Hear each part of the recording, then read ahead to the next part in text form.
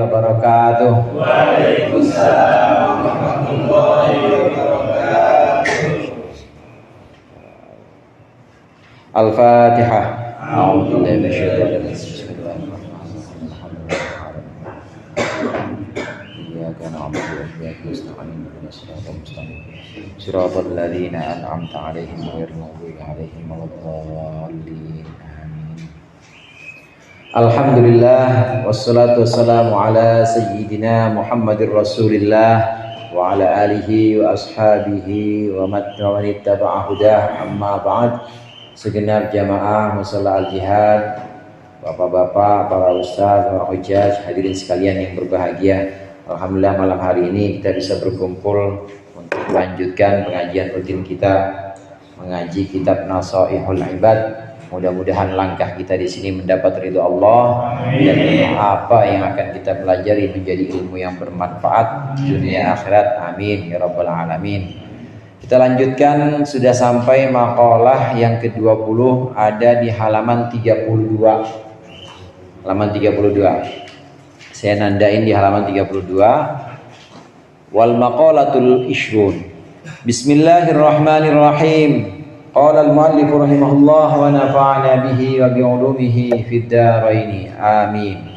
Wal maqalatul ishrun qil ikmalul aqli itba'u ridwanillahi ta'ala wajtinabu sukhtihi wajtinabu sakhatihi. Bisa dua. Fa khilafu dzalika jununun. Wal maqalatul ishrun, maqalah yang ke-20, pesan-pesan atau nasihat yang ke-20, qila dikatakan ikmalul aqli ittiba'u ridwanillah. Kesempurnaan akal adalah mengikuti keridhaan Allah Ta'ala. Wajtinabu sukhtihi, dan menjauhi murkanya Allah atau perkara yang dimurkai Allah. Ai fa khilafu dzalika jununun, maka yang bertentangan dengan konsep di atas itu dikatakan suatu yang tidak berakal atau gila. Yang pertama di sini ikmalul aqli, kesempurnaan akal. Akal itu karunia yang Allah berikan hanya kepada kita manusia. Binatang nggak punya akal. Binatang punyanya goriza. Goriza itu bahasa Sundanya insting. Kalau kata orang Tasik, insting. Jadi begitu ada perasaan lapar dari perutnya, maka dia cari makan. Begitu ada perasaan dingin, maka dia cari tempat berteduh. Kucing aja begitu kalau kedinginan. Jadi ngempet aja sama kita, karena ada goriza, ada insting. Ini yang dimiliki atau yang diberikan untuk binatang itu adalah insting. Manusia juga punya insting seperti itu. Lapar makan, aus minum, dingin pelonan. Selimutan maksudnya. Selimut kan ada dua, ada selimut hidup, ada selimut mati. Itu insting diberikan. Tapi lebih dari itu, manusia Allah berikan bukan hanya gharizah, Allah memberikan kepada manusia akal. Akal ini dari kata aqala yaqilu yang artinya mengikat.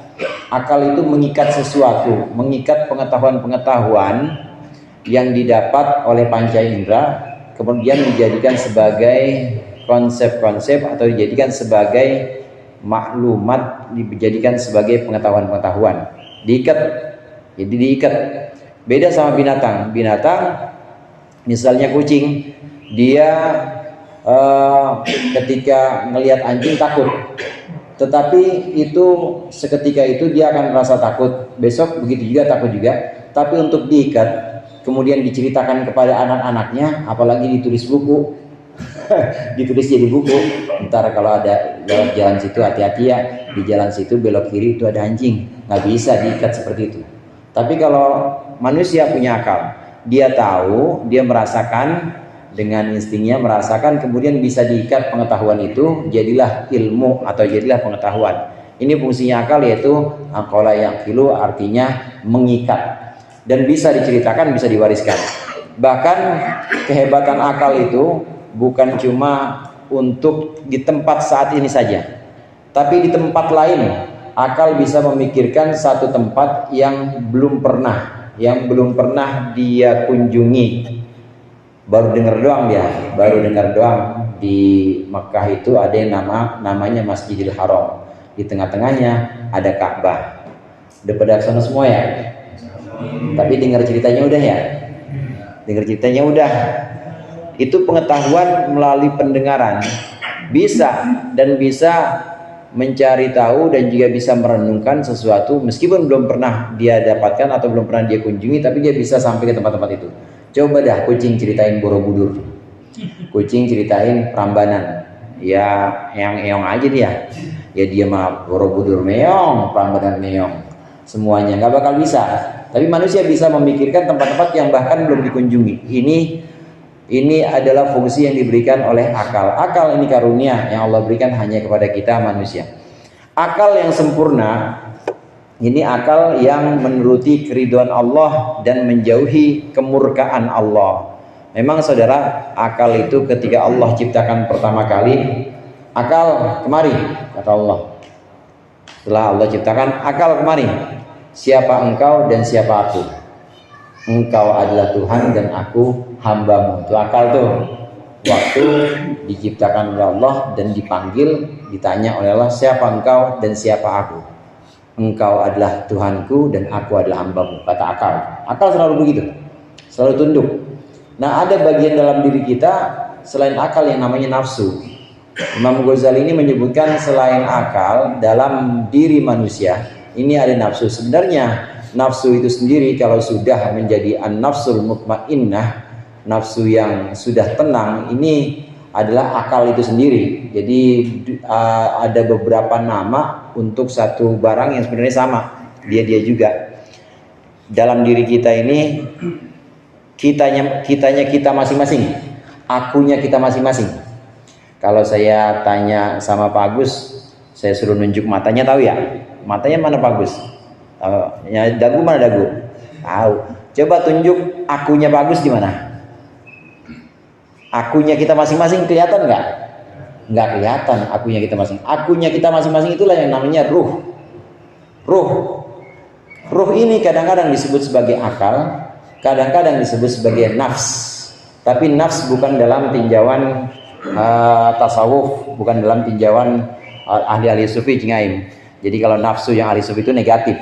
Ini nafs. Nah, nafsu yang tadi saya ceritakan, nafsu yang negatif ini ketika Allah ciptakan sama seperti akal, ini Allah panggil, wahai nafsu, nafsu yang negatif nih, yang namanya nafsu syaitoniyah, nafsu hayawaniyah. Wahai nafsu, siapa engkau dan siapa aku? Engkau, aku. Itu kata nafsu itu. Dimasukin ke dalam neraka 70.000 tahun. Ditanya lagi, nafsu, siapa engkau dan siapa aku? Ya engkau, aku. Bahasa Bintaranya, lulu gua. Nggak beda. Jawabannya sama seperti yang pertama. Sampai 3 kali baru, engkau Tuhanku dan aku hambamu. Emang nafsu harus digodok terus, harus dilatih terus. Antara lain cara melatih nafsu adalah dengan ibadah. Nafsu hayawaniyah. Nah, saudara sekalian, nafsu hayawaniyah, nafsu yang syaitoniyah, hayawaniyah, ini adalah nafsu yang sifatnya mengikuti keinginan, mengikuti kepentingan perut dan di bawah perut. Syahwat namanya, perut dan di bawah perut. Jadi pengen kawin, pengen makan, nah itu namanya kepentingan hayawaniyah, hewan. Atau kepentingan syaitoniyah, atau kepentingan godobiyah. Godobiyah itu marah. Jadi kalau tempatnya diambil dia marah, orang udah ini daerah kekuasaan gua dikencingin, kata kucing, dikencingin sama kucing, diambil sama temennya, marah. Namanya nafsu hayawannya, nafsu godobiyah atau marah yang ada dalam binatang. Ini kalau tidak diluruskan atau tidak digembleng dan tidak digodok, tadi bahasa saya tidak digodok, demikian juga nafsu syaitoniyah seperti iri, dengki, kemudian sombong, mentang-mentang paling pinter, mentang-mentang paling cakep. Ya, burung beo kan pinter cakep ya. Dia udah ngelihat burung puyuh aja sama dia diledekin, diremehkan burung puyuh. Nah, dia merasa sombong. Nah, yang seperti ini namanya nafsu syaitoniyah. Nah, nafsu-nafsu yang buruk atau yang negatif ini kalau digodok atau dididik dengan ibadah, maka akan jadi an-nafsul mutmainnah atau jiwa yang tenang. Jiwa yang tenang inilah jiwa yang tunduk pada Allah. Jiwa yang tunduk pada Allah. Nah, kembali lagi di sini, akal yang sempurna dalam kaitannya dengan pembahasan tadi, nafsu yang sudah menjadi nafsu mutmainnah ini kalau memang mau sempurna, kalau memang ingin benar-benar sempurna, maka dengan mengikuti ridho Allah dan menjauhi murka Allah. Ridho dan murka kata kuncinya di sini. Ridho Allah itu ada dalam perintah-perintah Allah. Kalau perintah-perintah Allah seperti sholat, puasa, baik sama tetangga, bakti sama orang tua, hormat sama yang tua, kemudian sedekah sama orang-orang miskin, itu perintah-perintah Allah semua. Kalau perintah-perintah Allah ini kita laksanakan, maka akal kita berarti akal yang sempurna. Karena memang akal itu sifatnya tunduk kepada perintah. Akal itu sifatnya tunduk pada perintah. Kalau nggak mau tunduk berarti bukan akal yang main. Yang main adalah nafsu. Kemudian yang kedua, akal yang sempurna. Kalau yang pertama tadi mendekati ridho Allah, mengikuti ridho Allah, caranya yaitu dengan mengikuti perintah-perintah Allah. Yang kedua, menjauhkan murka Allah. Nah, murka Allah itu ada dalam maksiat, saudara. Murka Allah ada dalam maksiat. Maksiat pengen judi online, atau pengen mabok, pengen zina, hubungan di luar nikah, di luar nikah, hubungan yang memang diharamkan. Ini adalah kemurkaan Allah, maksiat-maksiat yang di dalamnya itu ada kemurkaan Allah. Nah, akal kalau mau sempurna maka dia harus mengikuti ridho Allah dan menjauhi murka Allah. Mengikuti ridho Allah artinya mengikuti perintah-perintah Allah. Menjauhi murka Allah artinya menjauhkan maksiat-maksiat. Rasulullah SAW menyebutkan innallaha katama thalathatan fi thalathah. Allah menyembunyikan 3 hal dalam 3 hal. Allah menyembunyikan katama ridhahu fi ta'atih. Allah menyembunyikan ridhonya dalam ibadah atau dalam ketaatan hamba kepada Allah. Allah sembunyikan ridhonya.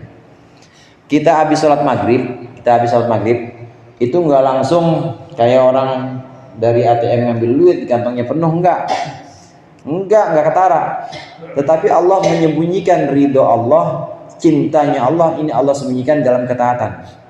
Dalam sholat ada cinta Allah, dalam baca Quran 1 ain tiap habis sholat, 1 ain tiap habis sholat, atau 1 ain sehari. Ketaatan yang kecil-kecil itu jangan diremehkan. Ketaatan yang kecil-kecil seperti itu, di situ ada ridho Allah. Sengaja Allah sembunyikan supaya orang kemudian tidak merasa bahwa dia paling dicintai Allah. Tapi Allah sembunyikan dalam seluruh ketaatan itu, Allah sembunyikan cinta Allah.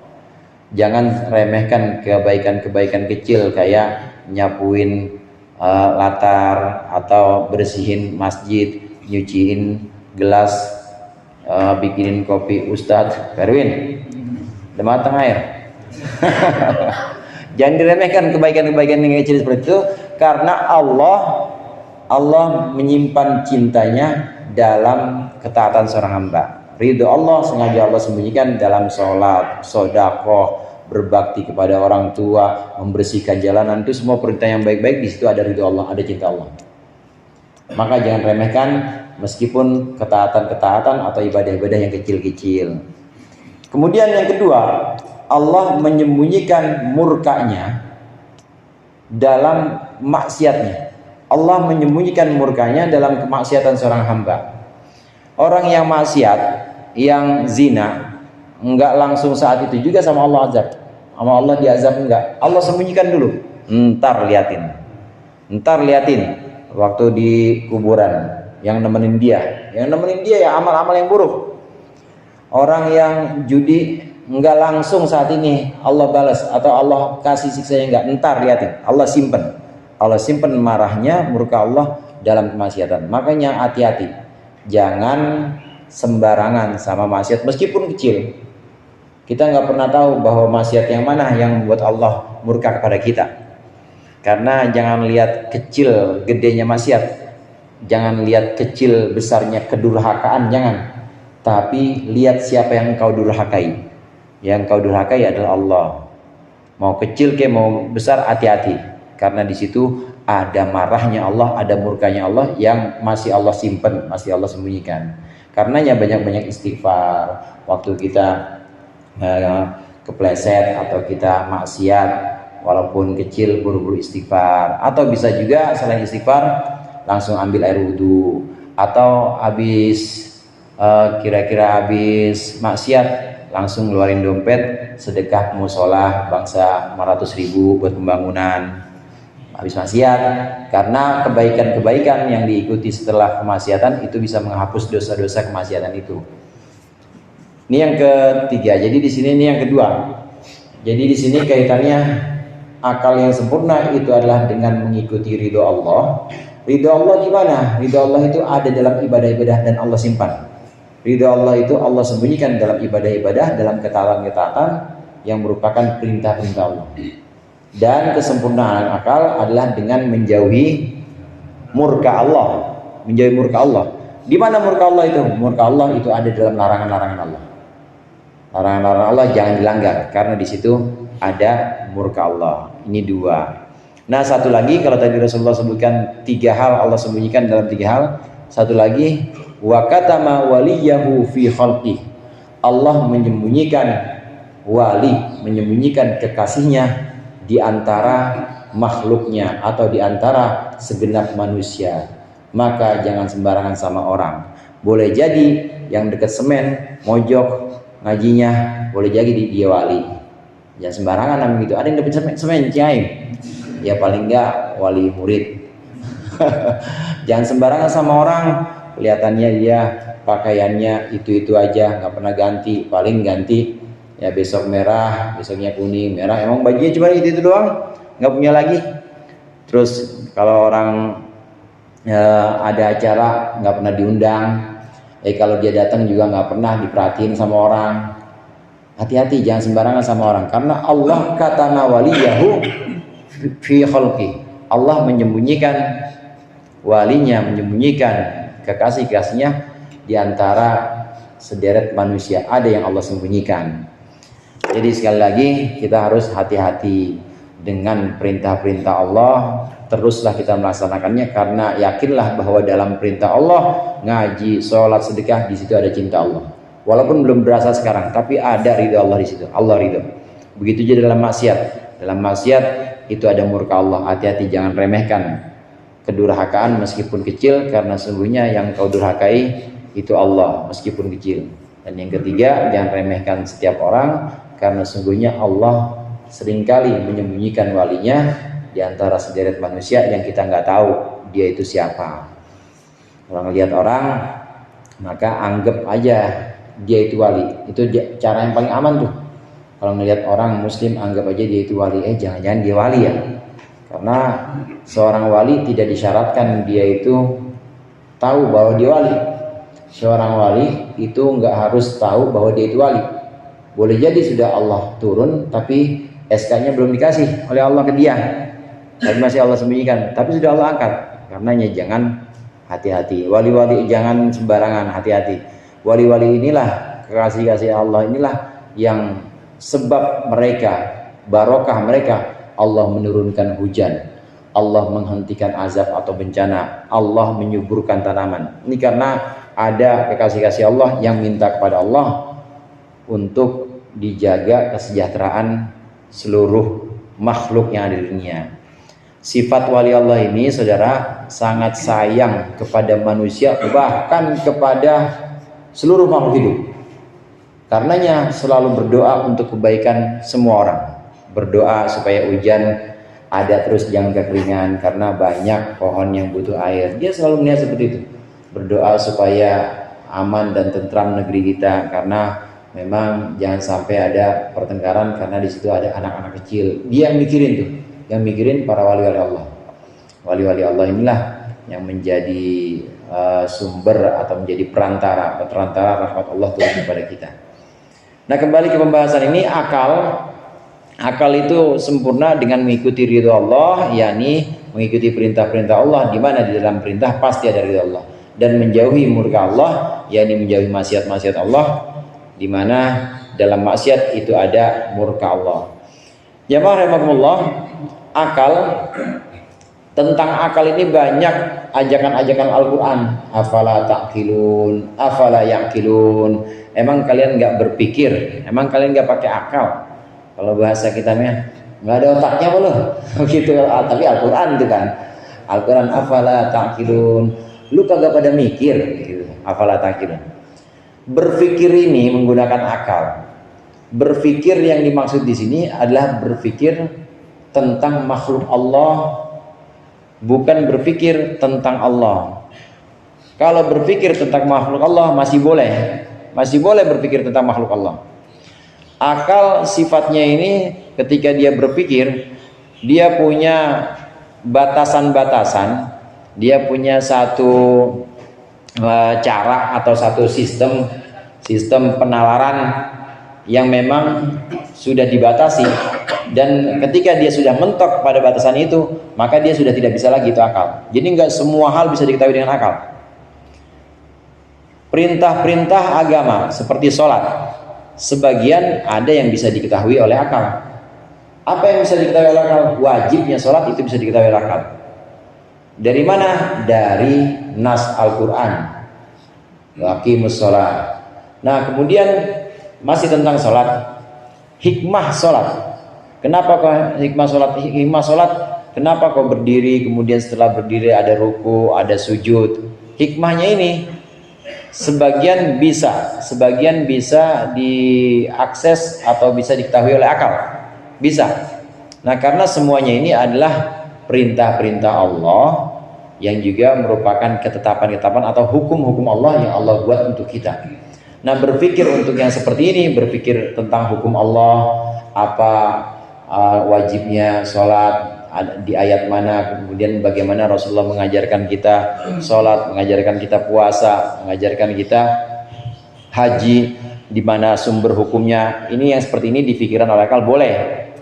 Begitu juga berpikir, kalau itu dalam ranah hukum. Begitu juga berpikir dalam penciptaan alam, boleh. Berpikir dalam penciptaan.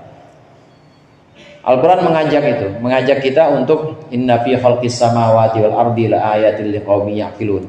Dalam penciptaan langit, penciptaan bumi, di situ ada tanda kebesaran Allah untuk orang-orang yang mau mikir. Asal kita mau mikir aja.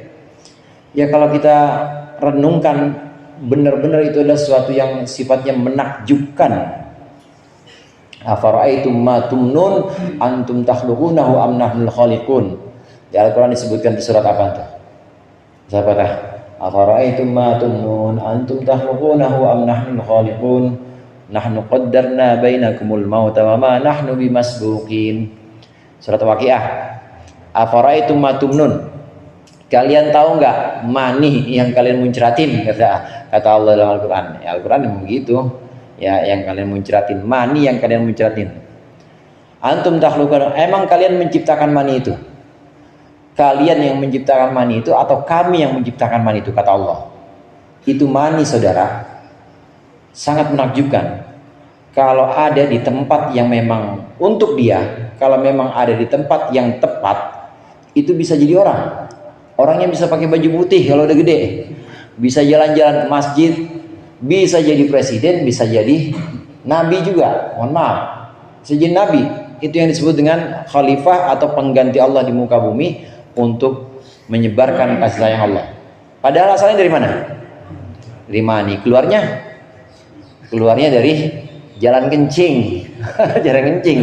Karena ada satu makalah, kalau nggak salah Sayyidina Ali, kalau nggak salah, jangan sombong. Kalian jangan sombong, kamu jangan sombong, kamu itu sesuatu yang keluar 2 kali dari jalan kencing. Ya kan, keluar 2 kali dari jalan kencing, Bang Walid. Pertama jalan kencing siapa? Bapak kita. Yang kedua jalan kencing, jangan sombong. Dari situ asalnya. Cuma sangat menakjubkan ini mani, penciptaan alam semesta seperti yang ada dalam diri kita, yaitu penciptaan di alam semesta seperti yang ada dalam diri kita. Ini mani meskipun ya begitu, kalau ditaruh di kulkas ya nggak bakal jadi apa-apa. Ya, taruh kulkas dia barang 2 hari, terus kasihin Bang Nunung. Mau nggak Bang Nunung? Gogah kata Bang Nunung, nggak ada yang mau. Cuma kalau ada di tempat yang tepat, bapaknya orang soleh, ibunya orang soleh, bapaknya demen ngaji, ibunya demen ngaji, ada puasa sunnahnya juga dia rajin, di tempat yang tepat, bapaknya tepat, keluar mani itu, kemudian tempatnya juga ibu yang soleh, itu akan jadi manusia yang soleh juga, yang nanti meneruskan ibadah-ibadah orang tuanya, bahkan lebih tinggi lagi yang nanti menjaga kemaslahatan, menjaga kebaikan untuk seluruh alam. Nah, yang seperti ini kita renungkan dalam penciptaan alam, seperti dalam diri kita sendiri seperti mani, ini sangat menakjubkan. Oleh karenanya umat Nabi Muhammad itu, karena di Al-Quran sering ditegur, afalah tangkilun, nggak mikir apa, apalah yang kilun, mereka nggak mau pakai otak apa? Karena sering ditegur, umat Nabi Muhammad sebenarnya nggak perlu mujizat seperti umat-umat terdahulu. Cukup merenungkan yang ada di alam semesta aja, ini sebenarnya sesuatu yang luar biasa. Suatu yang luar biasa. Kita kan nggak pernah tahu di kelungsu itu apa? Ada ya, biji apa? Biji asem, betul. Kita nggak pernah tahu biji asem yang segini.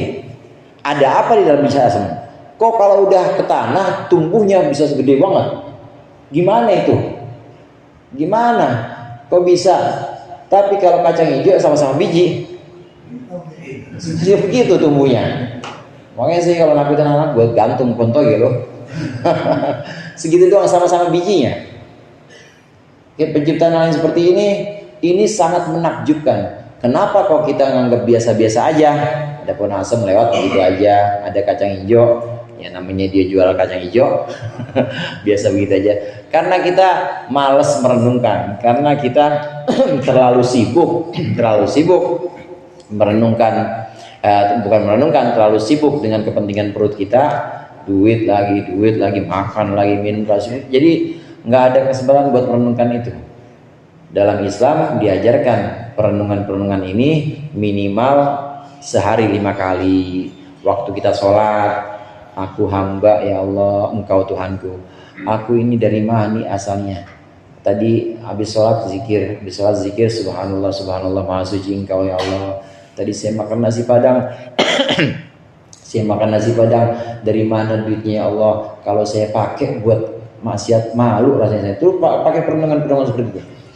Minimal 5 kali sehari kita dituntut untuk merenungkan penciptaan alam, merenungkan hukum-hukum, hikmah-hikmah dalam hukum yang telah Allah tetapkan. Kenapa diwajibkan sholat, kenapa puasa. Ini diajak untuk menggunakan akal, merenungkan penciptaan pakai akal, merenungkan hukum-hukum agama pakai akal. Jalannya banyak, bisa dengan cara zikir, bisa juga dengan cara ngaji kayak begini. Ngaji begini kan sama-sama kita nih, sama-sama ngajak supaya kita taat pada Allah, dan ketahuilah bahwa dalam ketaatan itu ada ridho Allah, ada cinta Allah. Ini sama-sama ngajak, sama-sama kita berpikir menggunakan akal kita. Nah, ada bagian dari penciptaan Allah, ini masih makhluk sifatnya, masih penciptaan Allah.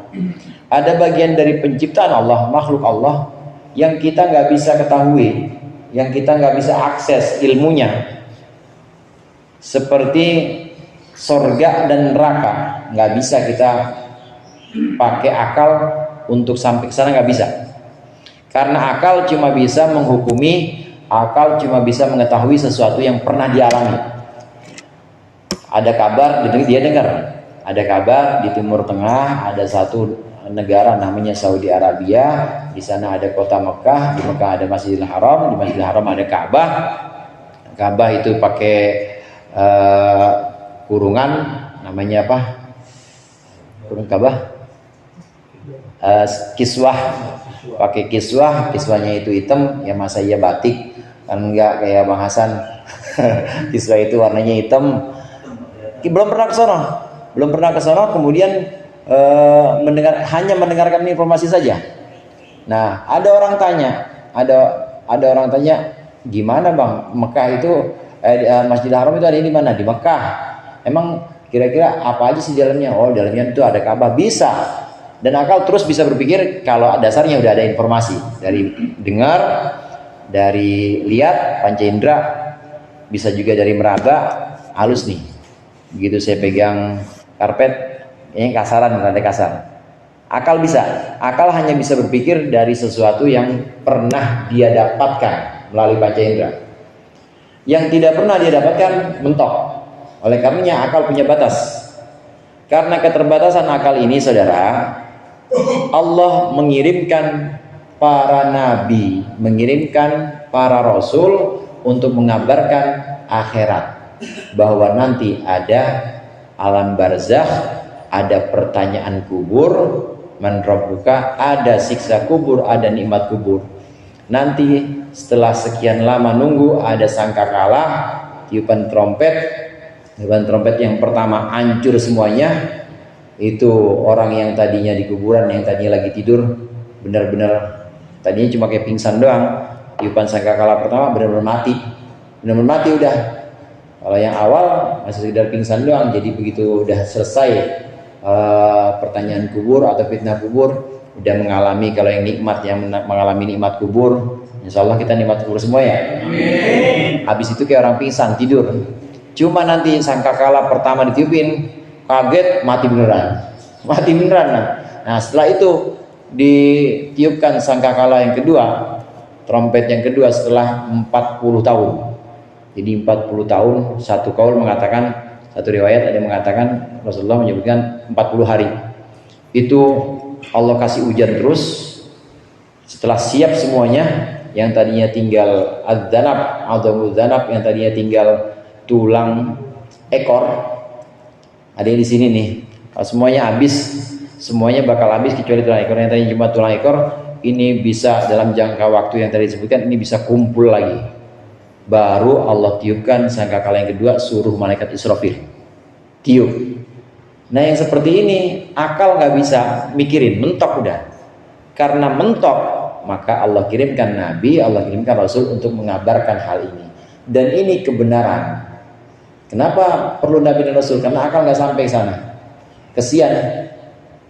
Jadi datangnya agama, datangnya ajaran-ajaran Islam ini adalah karena kasihannya Allah, sayangnya Allah kepada kita. Karena akal kita terbatas, akal kita nggak bisa mengetahui tentang hari kiamat, akal kita nggak bisa mengetahui bahwa nanti ada siksa, nanti ada pembalasan, nggak bisa mengetahui itu. Maka dibimbing atau dituntun oleh Nabi, oleh Rasulullah. Ini hal-hal yang boleh kita pikirkan, itu makhluk Allah, dan ada yang bisa kita pikirkan seperti tadi mani dan lain sebagainya. Ada juga yang boleh kita pikirkan, tapi kita sebenarnya nggak tahu. Kita boleh tetap kita boleh memikirkan nanti gimana ya di kiamat ya. Kira-kira saya kenal nggak sama Bang Cadi ya? Kira-kira dicuek nggak ya sama saya? Ada saya mintain pertolongan. Boleh kita mikirin itu, masih boleh. Karena itu masih sifatnya khalqullah, masih makhluk Allah, masih penciptaan Allah. Yang nggak boleh, kenapa tadi saya katakan boleh? Karena itu masih makhluk Allah dan itu masih ada informasi yang diberikan oleh Quran, diberikan oleh hadis dari Rasulullah, masih ada informasi, maka masih boleh dipikirkan. Tapi kalau yang sifatnya tidak ada informasinya, maka tidak boleh dipikirkan atau tidak, kita haram hukumnya bertafakkur. Apa itu? Zat Allah. Kita nggak boleh bertafakur tentang zat Allah, mendalami zat Allah. Cukup kita menerima, taslim istilahnya, cukup kita menerima dari Allah dan Rasulnya bahwa Allah itu kidam, artinya terdahulu, dari sejak dulu ada dan nggak ada awalnya. Cukup kita meyakini bahwa Allah itu wujud, cukup kita meyakini bahwa Allah itu berdiri sendiri, dan tidak perlu mereka-reka mikirin berdirinya Allah kayak gimana ya. Apa berdirinya Allah kayak berdirinya si Anu, begini gini. Mendengar, cukup meyakini bahwa Allah mendengar, cukup gitu aja. Mendengar, jangan dipikirin lagi. Jangan dipikirin mendengarnya Allah gimana ya. Kalau kita kan pakai telinga, itu satu bagian akidah, bagian ajaran Islam yang memang tidak bisa kita pikirkan dan gak boleh dipikirkan. Kalau sudah zat Allah sama sifat-sifat Allah, Allah maha mendengar, gimana mendengarnya jangan ditanyain. Kemudian tentang sifat Allah, Allah itu abadi atau kekal, bako istilahnya, bukan bako estaging, tembakau kalau itu. Bako itu artinya kekal. Gimana kok bisa kekal? Gimana kok Allah bisa kekal? Orang semuanya itu hancur, kenapa kok Allah bisa kekal? Nah seperti itu cuma kita bisa nerima dari Allah, dari Rasulnya, kita terima saja dengan keadaan pasrah. Karena akal memang tunduk. Akal kalau memang nggak tahu apa-apa dia tunduk. Nah bagian-bagian agama yang terakhir ini saya sebutkan, zat Allah dan sifat Allah kita cukup tunduk aja, nggak bisa kita mereka-reka dengan bila kaifa wala aina, tanpa ada reka-reka gimana itu Allah dan di mana Allah tuh nggak ada. Jangan pernah memikirkan tentang itu, karena itu bisa akal nggak nyampe, bisa musyrik. Kenapa bisa musyrik? Karena menganggap bahwa Allah itu sama kayak makhluknya, ya punya tangan, punya hidung, atau selain musyrik ya bisa epleng. Bisa epleng orang akalnya nggak sanggup. Sekali lagi akal hanya bisa memikirkan sesuatu yang pernah dia rasakan, sesuatu yang pernah dia alami berdasarkan kebiasaan-kebiasaan gitu. Pernah tahu api, pernah apa rasanya api, panas, kalau disundut enak kagak, ya kagak enak. Maka akal kemudian menyimpulkan jangan dekat-dekat sama api. Itu hal-hal yang bisa dipikirkan. Jadi makhluk Allah bisa dipikirkan. Kemudian sebagian dari ajaran akidah atau ajaran keimanan, seperti keimanan pada hari akhir, ini ada yang boleh dipikirkan karena memang ada informasinya dari Rasulullah. Tapi sebagian lagi ada yang sama sekali tidak boleh dipikirkan karena akal nggak sanggup. Akal itu sifatnya terbatas. Dia hanya bisa bekerja, hanya bisa berpikir dengan informasi yang pernah dia terima. Kalau tidak pernah, maka cukup taslim. Alhasil kesimpulannya, segala sesuatu itu tidak mungkin segala sesuatu bisa diketahui oleh akal. Naik lagi ke atas, dan juga tidak mungkin segala sesuatu itu bisa diakses oleh akal, baik yang di dunia maupun di akhirat. Tidak mungkin segala sesuatu. Kenapa? Karena kalau bisa segala yang ada dan bakal ada, segala yang telah terjadi dan bakal terjadi itu bisa diakses oleh akal, maka kalau gitu manusia kayak Tuhan lah, tahu semuanya. Oleh karenanya akal itu tetap dibatasi. Bagaimana caranya? Dibatasi, kemudian dikabarkan oleh para rasul, para nabi, kita oleh Nabi Muhammad dikabarkan supaya tunduk dan taat kepada yang maha tahu dan maha menciptakan akal. Kesempurnaan akal adalah dengan menggapai ridhonya melalui ibadah dan juga menjauhi murka Allah melalui menjauhi maksiat. Mudah-mudahan bermanfaat. Lebih kurangnya saya mohon maaf. Wallahul muwaffiq ila aqwamit thoriq. Assalamualaikum warahmatullahi wabarakatuh. Waalaikumsalam warahmatullahi wabarakatuh.